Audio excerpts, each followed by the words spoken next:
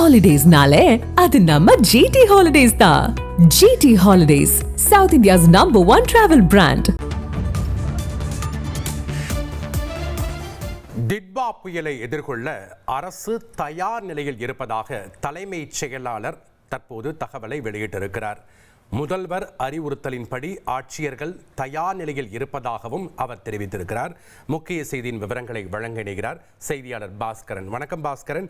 தற்போது தலைமைச் செயலாளர் வெளியிட்டிருக்கக்கூடிய விவரங்கள் என்னென்ன, முழு விவரங்களை பதிவு பண்ணுங்க. மாவட்ட ஆட்சித்தலைவர்கள் அனைவரும் தயார் நிலையில் இருக்காங்க.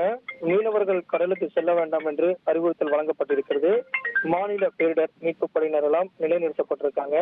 14 மாவட்டங்களில் தேவையான முன்னெச்சரிக்கை நடவடிக்கைகள் எடுக்கப்பட்டிருக்கிறது. அதே நேரத்தில் தேசிய பேரிடர் மீட்பு படையினும் வேண்டுகோளுக்கு இணங்க அங்கும் நிலைநிறுத்தப்பட்டிருக்காங்க அப்படிங்கிறதெல்லாம் தலைமைச் செயலாளர் குறிப்பிட்டிருக்கிறாரு.